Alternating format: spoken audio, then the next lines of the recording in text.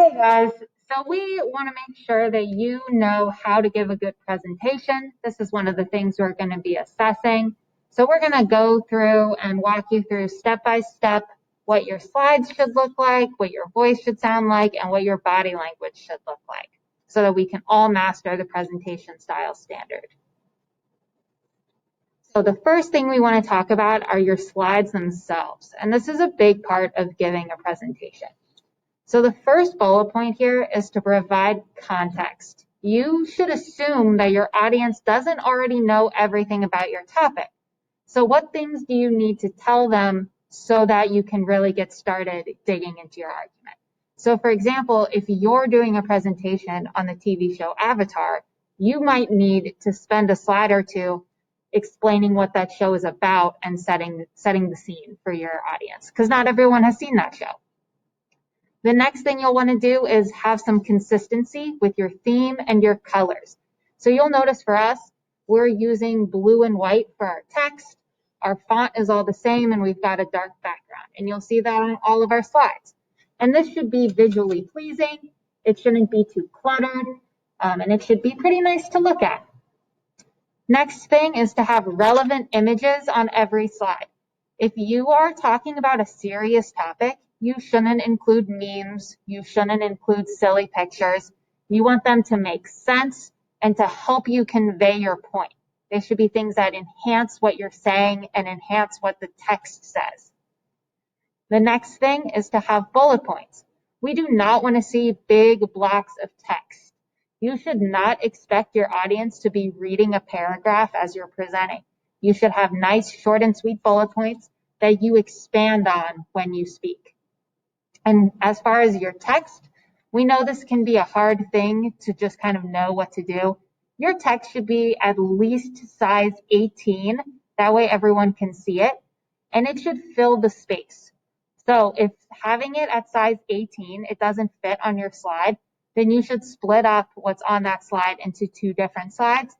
And if 18 doesn't fill the space, then you should make it a little bit bigger. I also want to point out really quickly the font that we've used on this slide. Notice that it's a nice, easy to read font. It isn't in script or cursive.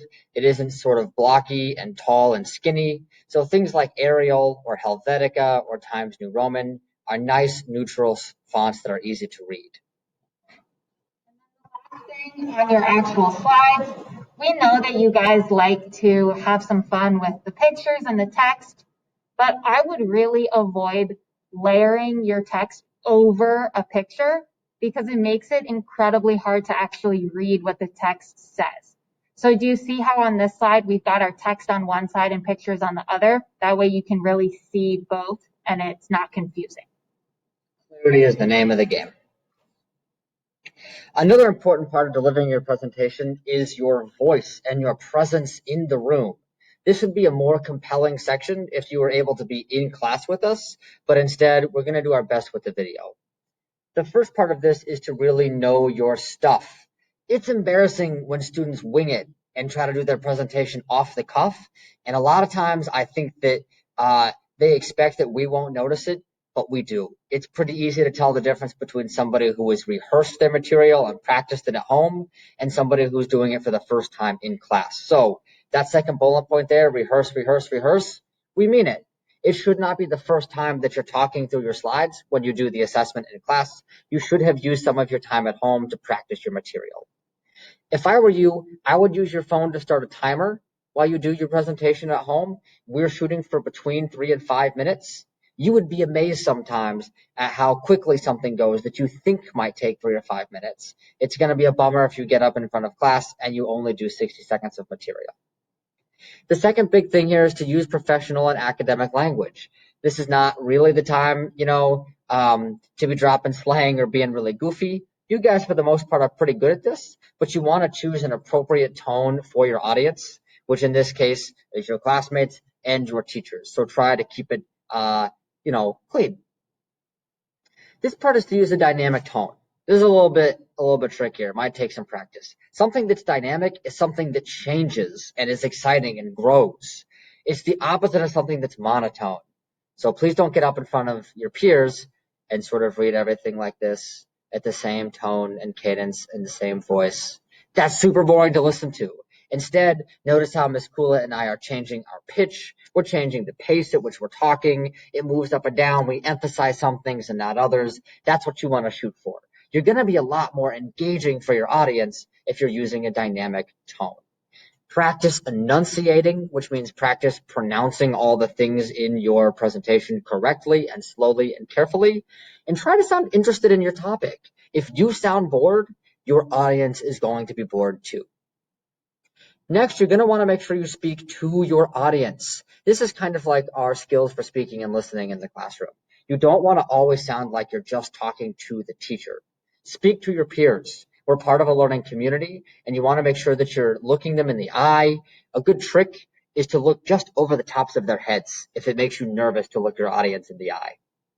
This last one's pretty straightforward. Be loud enough for everybody to hear you. Especially with the masks on this year, it's easy to be sort of muffled and for people to have to strain to listen to you. Practice almost using that outside voice where you're projecting to the whole room. If you're not sure really what your slides should look like, come back to this presentation. If your slides look somewhat like Ms. Kula's slides and mine, it'll be mastery. They don't need to be really complicated or flashy. They need to be clear, straightforward, readable. They need to have some sort of visual to them. So a lot of the way that you communicate is actually through the way that you stand and what you do with your body. So it's really important that we practice our body language and that we are presenting in a way that makes us look professional and confident. So I'm going to go through what you do want to do, and then Mr. Orr is going to go through what you do not want to do. So what you do want to do is keep your arms at your side or holding your note cards if you have note cards.